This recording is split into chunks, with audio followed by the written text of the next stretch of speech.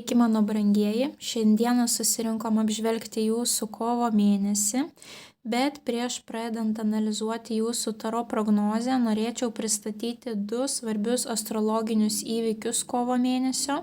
Ir pirmasis jų yra retrogradinė Venera. Ką reiškia retrogradinė Venera? Kad jinai keliauja atgal, o kai planetos keliauja atgal, mes negalime daryti jokių naujų darbų, eiti kažkur tais į priekį, žengti pirmus žingsnius, nes tiesiog jaučiame tam tikrą pasipriešinimą iš aplinkos. Tai retrogradinė Venera pas mus bus nuo kovo 2 iki balandžio 13 dienos. Venera pas mus susijusi su grožiu, asmeniniais santykiais, meile, pinigais ir tokiamis veiklomis, kuriomis mes mėgaujamės. Tai ką svarbu žinoti? Jokių būdų nesigulame po skalpeliu, nesidarome jokių grožio injekcijų, neeksperimentuojame su savo išvaizda. Moterim labai dažnai retrogradinės Veneros metu atkeliauja idėja, kad gal nusikirpsiu plaukus labai trumpai, galbūt kardinaliai pakeisiu plaukų spalvą. Bet kai Venera pradės eiti tiesiogiai balandžio mėnesį, dažniausiai moteris pasigaili to savo sprendimo, kadangi mūsų skonis pasikeičia būtent tada, kai Venera pradeda keliauti atgal. Mums atrodo, kad nuo šiol aš keičiu savo garderobą, keičiu savo plaukų spalvą, ilgį, makiažą, o galiausiai po to mėnesio pusantro atkeliauja nušvitimas, kad man niekas nepatinka, nei tie nauji drabužiai, nei plaukų spalva, nei plaukų ilgis, nei dar kažkokie kitokie pokyčiai. Jeigu sutiksite kažkokią tai naują simpatiją, tai kai Venera pradės eiti tiesiogiai, jūs tiesiog tą žmogų galite pamatyti kitokiu negu būtent to retrogradinės Veneros periodu. Retrogradinė Venera yra nepalanki santuokai, būtent tam parašui santuokos, taip. Jūs galite švęsti, organizuoti šventę artimiesiems, bet būtent viskas, kas susiję su kontraktais, su parašais, išlaukite bent jau tada balandžio vidurio, taip. Ir sakome ne visiems dideliems, brangiems pirkiniams. O kita planeta, kuri bus retrogradinė, tai kas žiūrėjot savo metinės prognozes, jūs visą tai jau girdėjote. Tai pas mus nuo kovo 15 iki balandžio 7 bus taipogi ir retrogradinis Merkurijus. Tik su Merkurijum yra tokia problema, kad jisai turi savo tokį šešėlinį veikimą, tai yra 2 savaitės iki retrogradinio periodo ir dar 2 savaitės po retrogradinio periodo. Jūs jausite tokią sumaištį, balaganą savo gyvenime, kadangi Merkurijus yra atsakingas už komunikaciją, tai jūs jį jausite ne nuo kovo 15 iki balandžio 7, bet jūs galite jį pradėti jausti jau nuo kovo 1 iki balandžio 21. Tai viskas, kas susijęs su komunikacija, su brangiais prietaisais, įrangom, reikalai į priekį nepajudės iki balandžio galo.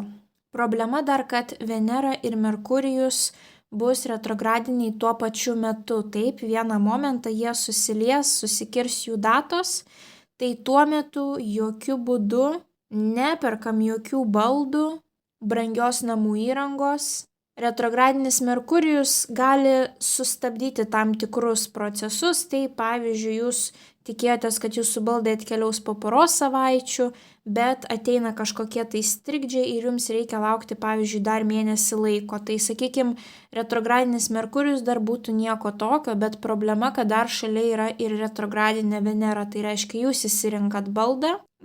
O gegužės mėnesį jūs suprantat, kad ne to skonio baldus jūs išsirinkote ir jums jie visiškai nepatinka, o pinigų iššvaistėte labai daug. Tai kovas ir balandis bus tokie mėnesiai, kai gali visiškai keistis jūsų skonis, labai sunki komunikacija su aplinkiniais. Šie 2 mėnesiai yra nepalankus jokioms operacijoms, tiek sveikatos, tiek grožio. Jeigu tai yra gyvybės ir mirties klausimas, žinoma, gulamės po skalpeliu, bet kitais atvejais geriau yra operacijas atidėti. kadangi žmonių dėmesys suprastėja. Tai yra ir gydytojų dėmesys, ir nesusikalbėjimas operacijos metu, išsiblaškymas didžiulis.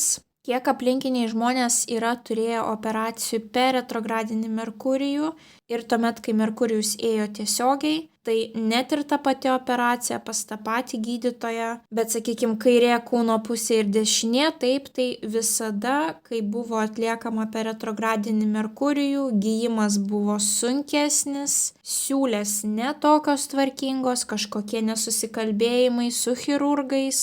Balaganas ligoninėse, netikėtai reikia ilgiau laukti, pamirštamos kažkokios tai svarbios paciento detalės. Tai kiek įmanoma vengiam operacijų, grožio injekcijų, lazerių. Na, o kalbant apie retrogradinį Merkurijų atskirai, tai viskas, kas susijęs su komunikacija, sutartis pas mus irgi yra komunikacija. Reiškia labai blogas laikas pasirašyti bet kokias sutartis.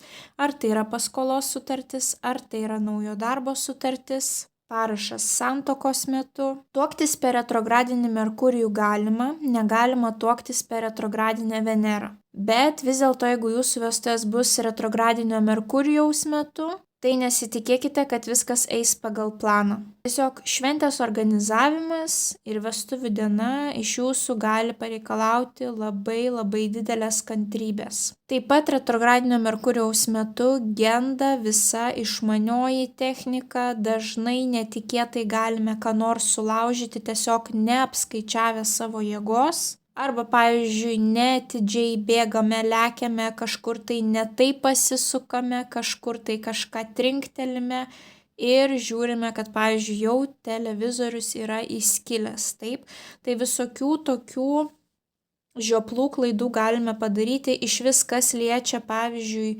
kavą ir kompiuterį, mobilųjį telefoną. Tuos 2 mėnesius nelaikome kavos ar kitų skysčių šalia elektroninės įrangos, kadangi dažnu atveju žmonės tiesiog žioplai išpila tą skystį ant savo tos įrangos ir ji nustoja veikti.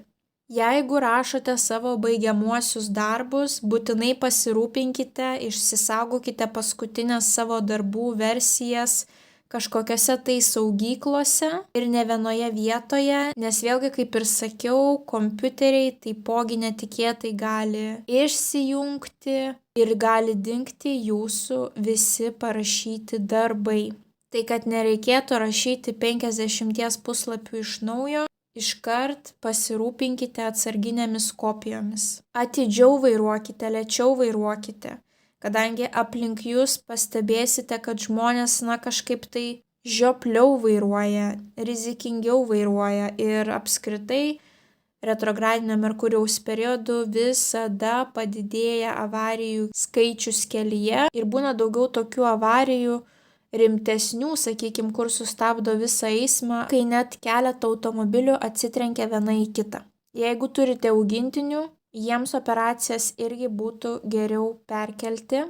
Jei reikia kažką tai skubiai daryti, būtinai atidžiau tikrinkite, kas operuos, kokia kvalifikacija, ar nėra apie tą veterinarą blogų kažkokių tais nusiskundimų, ar tikrai patikimą kliniką nuėjote. 15 kartų pakartokite, ko reikia, nes labai dažnai žmonės nesusikalba, kažką pamiršta. O ypatingai, kai gyvūnėliai negali kalbėti, tai kartokite ir kartokite veterinarams, ko jums reikia. Jeigu kažkokios komplikacijos gyvūnėliams, keliaukite į kitą kliniką ir dar į kitą kliniką. Nepasikliaukite tų pačių veterinarų komentarais.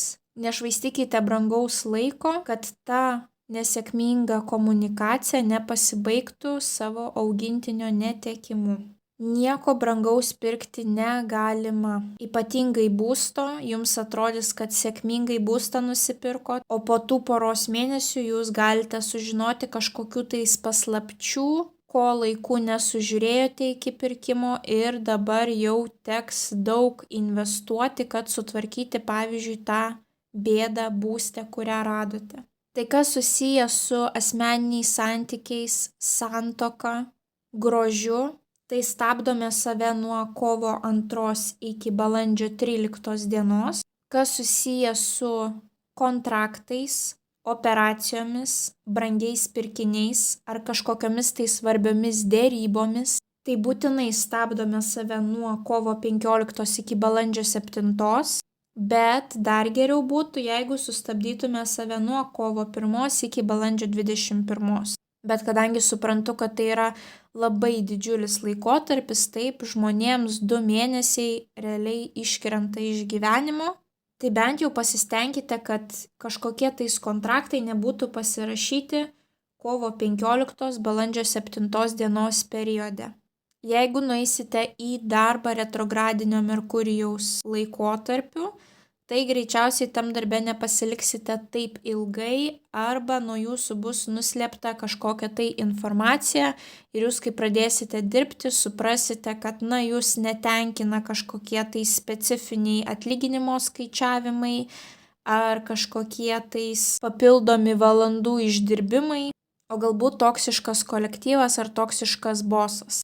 Kas liečia valstybinės institucijas, popierių tvarkymą, retrogradinis Merkurijus labai stabdo visus tuos reikalus ir yra labai sunku viską susitvarkyti. Tai net jeigu ir tvarkysitės tos reikalus, galite pastebėti, kad pradeda viskas eiti per sviestą tik balandžio gale, gegužės pradžioje. Jeigu keliausite retrogradinio Merkurijaus periodu, labai atidžiai viską žiūrėkite, nepavėluokite į skrydžius, 5 kartus pasižiūrėkite, ar pasiėmėte pasą, bilietą, protingai susidėliokite daiktus į rankinį bagažą, nes registruotas bagažas netikėtai gali pasimesti kelyje. Tai kad jums tas pamestas bagažas nesugadintų kelionės, tai tiesiog patariu protingiau susipakuoti reikalingiausius daiktus į rankinį bagažą. Išskirtinai pažymėkite savo lagaminą, kad nesumaišytumėt su kažkieno kito. Visą laiką akylai stebėkite savo krepšius. Net jeigu ir mažas oro uostas, atkeliaukite 3 valandas iki skrydžio, nes gali būti kažkokie tais netikėti būtent elektronikos sutrikimai, kurie gali visą tą užsiregistravimo procesą sulėtinti. Ir iškart pasiruoškite papildomą biudžetą kažkokiem tais neplanuotiems įvykiams, nes gali būti, pavyzdžiui, kad iš vis atšaukia jūsų skrydį ar daug valandų jisai bus atidėtas. Dėl to galite pavėluoti į dar kitą skrydį, jums reikės kažkur tais pernakvoti, jums reikės papildomai maisto nusipirkti. Galbūt jums netgi teks papildomai drabužių nusipirkti, jeigu jūsų bagažas pasimetė taip. Galbūt atvyksite į viešbutį, jums sakys, jūs pavėlavote, mes rezervaciją atšaukėme, jums reikės pirktis nakvynę kažkur tais kitur, tai vėlgi papildomos išlaidos. Tai įmanoma keliauti retrogradinio Merkurijaus periodu, bet reikia būti viskam šitam pasiruošus, tuomet niekas nesugadins jūsų kelionės. Tai greičiausiai tiek iš manęs būtų apie astrologinę pusę. Jeigu kils klausimų, drąsiai rašykite komentaruose, visiems atsakysiu. Kaip visada noriu priminti, kad mano prognozes reikia žiūrėti pagal savo saulės ženklą, mėnulio ženklą bei ascendentą. Daugiau informacijos aprašyme po šio vaizdo įrašo. Ir noriu priminti, kad nuo šių metų kanale galite rasti kiekvieno mėnesio pilnaties ir jaunaties papildomas prognozes. Tai kas dar negirdėjote ir nežiūrėjote, kviečiu pasiklausyti ir jas. O dabar keliaukime į tarologinę prognozę. Skorpionai. Pagrindinis įvykis skorpionams kovo 1 savaitę.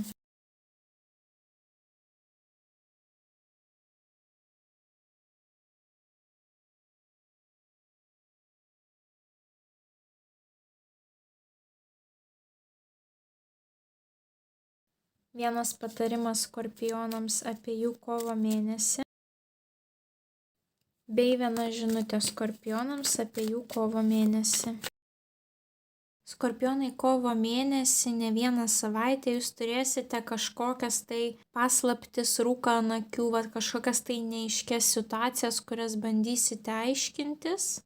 O kitos porą savaičių bus susijusios greičiausiai su finansiniais dalykais, idėjom, kaip galima, padidinti savo finansus, santaupas. Pradėkime nuo pirmosios savaitės. Jums iškrenta būtent monetų šešetas, kuris rodo finansinius mainus. Pagal šią kortą nesvarbu, ar jūs esate tas, kuris duoda pinigų kažkam, ar jūs esate žmogus tas, kuriam kažkas duoda, bet kokiu atveju, jūs laimite. Jeigu jums reikės pinigų, jūs rasite žmonės, kurie jums duos pinigų. Jeigu jūs turite pinigų, tai turėsite tiek, kad net galėsite kitiem paskolinti ar kažkam paaukoti, labdarom kažkokiom, tai bet kokiu atveju yra puikia korta. Šalia iškrenta kardų riteris. Kardų riteris yra pats greičiausias ir dažniausiai rodo, kad kažkokia tais netikėta žinia pas jūs gali ateiti. Tai greičiausiai susijusi su tais pinigais, su tom išmokom.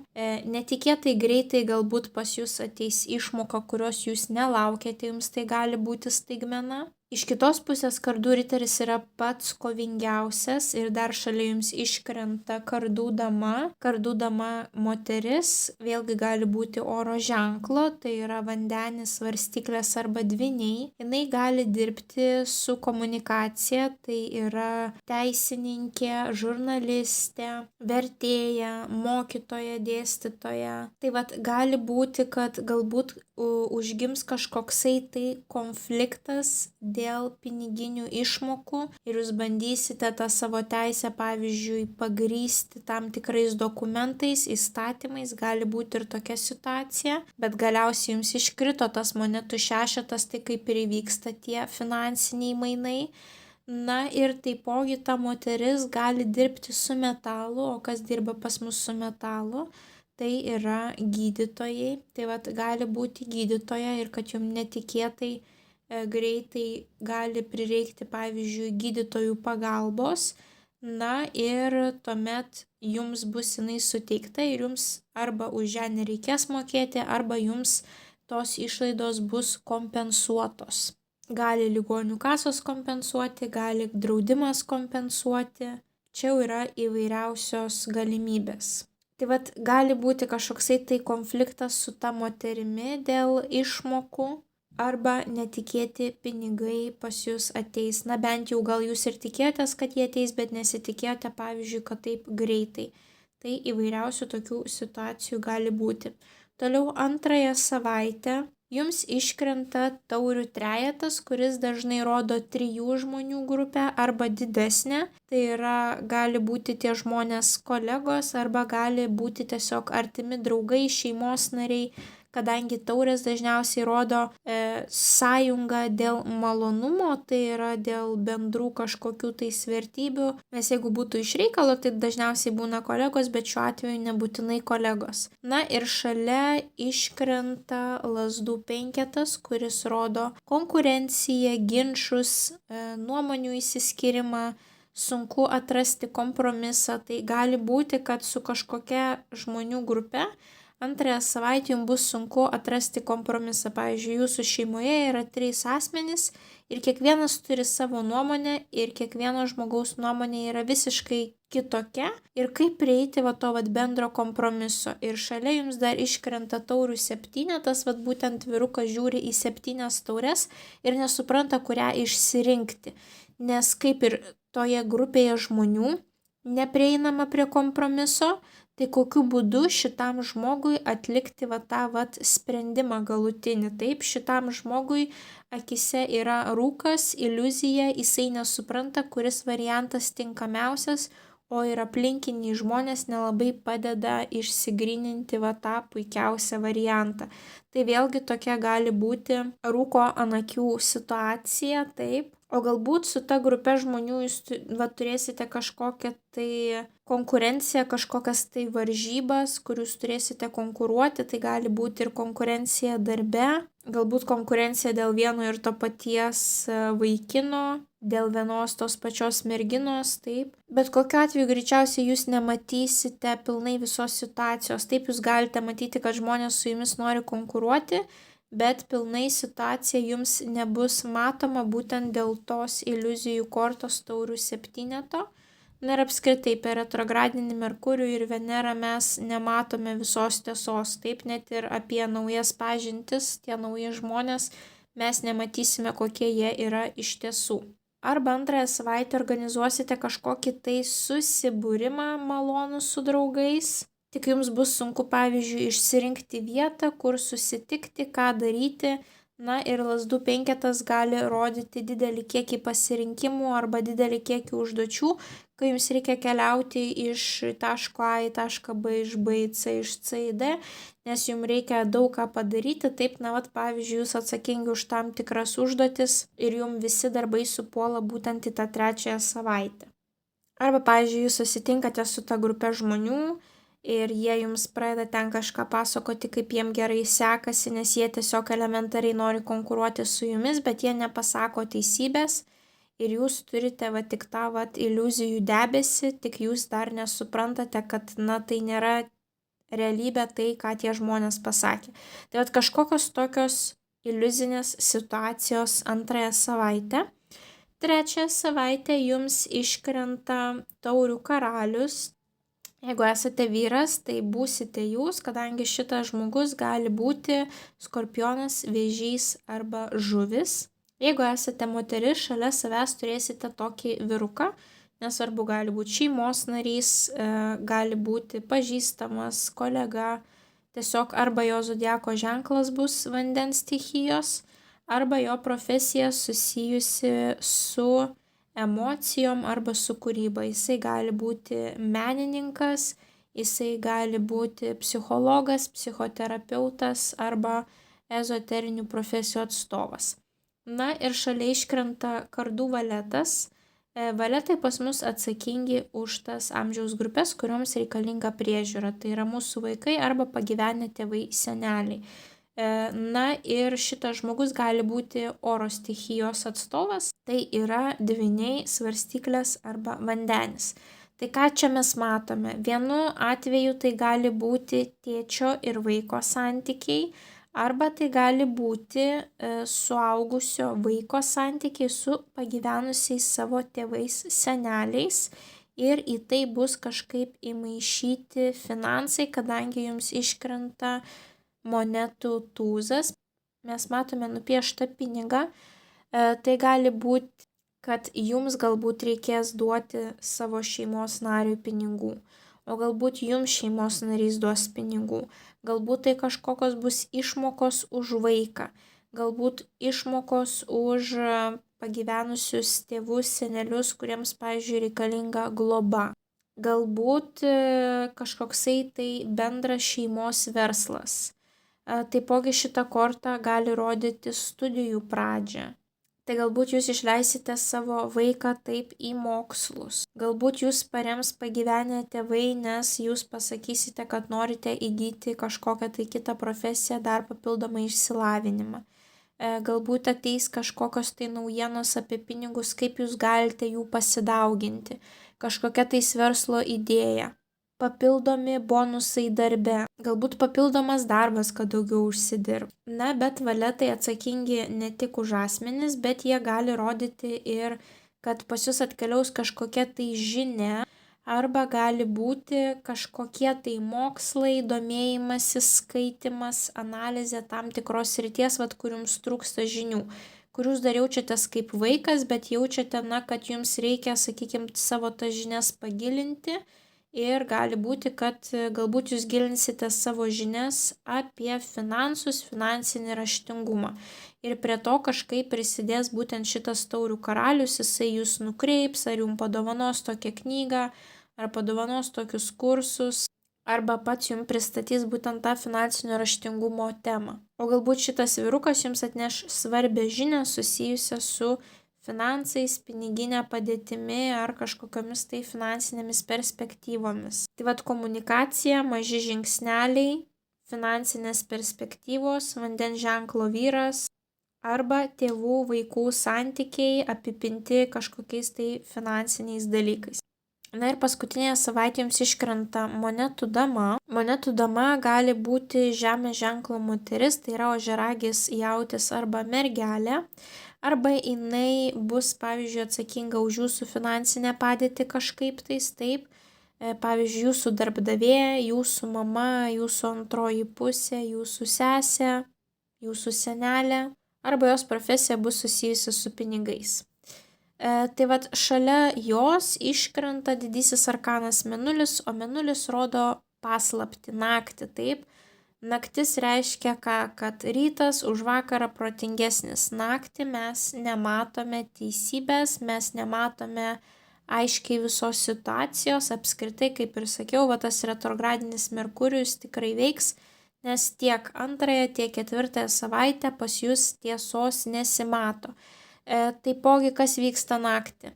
Suintensyvėja mūsų emocijos, jausmai, baimės, kurias mes buvome kažkur tais užkasę giliai savo širdyje, nerimas. Ir prie to paties dar iškrenta monetų dvejetas. Monetų dvejetas rodo bandymą susitvarkyti su savo finansinė padėtimi. Tai yra išanalizuoti pajamas, išlaidas, pažiūrėti, kad išlaidos nebūtų didesnės už pajamas, galbūt kažkaip perplanuoti savo biudžetą, arba kažkokie tais finansiniai klausimai nebus jums pilnai aiškus ir galbūt jūs pasikreipsite būtent pagalbos į tokią moterį, kuri jums gali suteikti informacijos apie tuos finansus ar verslus ar kažkokias tai situacijas susijusios su pinigais ir išmokom. O galbūt būtent jūs pas šią moterį pasikreipsite, bet taip ir neįsiaiškinsite nieko, jinai jums kaip ir negalės aiškiai pasakyti ir jūs būsite vėlgi tokioje migloje palikti, nesupratę, o kas vyks toliau, o ką man daryti toliau ir kaip man čia išlaviruoti toje situacijoje. Taip matome, kaip tas vyrukas bando ant tos monetos išlaikyti savo kūno svorį, tą balansą, taip, tai va tas va būtent balansas finansinėje srityje. Galbūt šita moteris bus atsakinga, ar jūs būsite priimti, pavyzdžiui, darbą ar ne, ir kaip ir jums reikia darbo, jums problematiška situacija su pinigais, bet va pas jūs rūkas ant akių, jums atsakymo neduoda, taip, jūs turite dar šiek tiek palaukti, kad jūs sužinotumėte, tai kas vyks toliau, kokį atsakymą aš gausiu, ar aš gausiu tą poziciją ar negausiu, nors šiaip per retrogradinį Merkurijų nepatariu darbintis, nes greičiausiai tame darbe ilgai neužsiliksite arba kažkas vėlgi bus nuo jūsų nuslėpta, bet kai tikrai yra problema su pinigais, tai tikrai galite bandyti, dažniausiai mesgi turime tą 3 mėnesių bandomąjį laikotarpį, tai bet kada galėsite išeiti, bet tada aišku jau kiti problematiški reikalai kyla su užimtumo tarnyba, taip jeigu dirbate samdomą darbą. Tai vis tiek geriau bet kur neiti ir, sakykime, nerizikuoti, aiškiai nepatikrinus tos darbo vietos ir tų darbdavių. O galbūt jūs pergyvensite dėl savo finansinės padėties ir ši dama, turėdama jau tokį stiprų finansinį pagrindą po kojom, jum vat kaip tą duoną, taip jum pinigus atneša ant lėkštutės, kad na va, aš dovanoju tau ar aš kurį laiką tau paskolinsiu pinigų, kad tu galėtum atsistatyti, taip, atsistoti ant kojų, daryti tai, ką nori daryti. Na ir mėnesio patarimas jums iškrenta tas pats taurių karalius, kurį mes turėjome pas jūs 3 savaitę. Kaip patarimui taurių karalius rodo, kad ir kokia situacija benutiktų kovo mėnesį, išlaikykite aukštą moralę ir elkitės emociškai brandžiai. Kad ir kaip kiti žmonės gali nusileisti žemiau plintuso su savo veiksmais, bet jūs išlaikykite vat būtent tą aukštą lygį ir labai svarbu suvokti savo emocijas, savo jausmus, ką mes jaučiame ir kokia priežastis, kodėl pas mus tas jausmas atėjo. Tai tokiu būdu jūs efektyviau galėsite susitvarkyti su savo vatom iškilusiom baimėm, nepasitikėjimu, dvejonėmis, taip, jūs suprasite, kodėl jos kilo ir kaip su jomis susitvarkyti. Na ir taipogi šis karalius yra labai kūrybingas, tai nebijokite išnaudoti savo kūrybingumo kovo mėnesį pilnai. Kur tik matote, kad yra galimybė panaudoti savo kūrybinę gyslelę, tai naudokite, taikykite ir taipogi apskritai mėgaukitės būtent visom meniškom veiklom. Taip, galbūt turite kažkokių tai meniškų hobių, apie kuriuos primiršote. Tai kovo mėnesį pabandykite juos atgaminti, galbūt jie padės jums nusiraminti ir įgyti balansą. Na, o Mėnulio žinutė jums.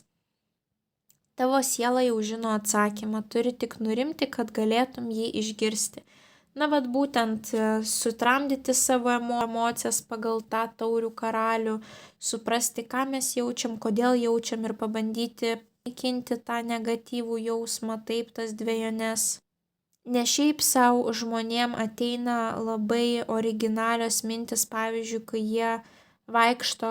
Tokiu būdu atjungiamos mūsų smegenys, taip tas intensyvus mąstymas ir tada gimsta geriausios idėjos.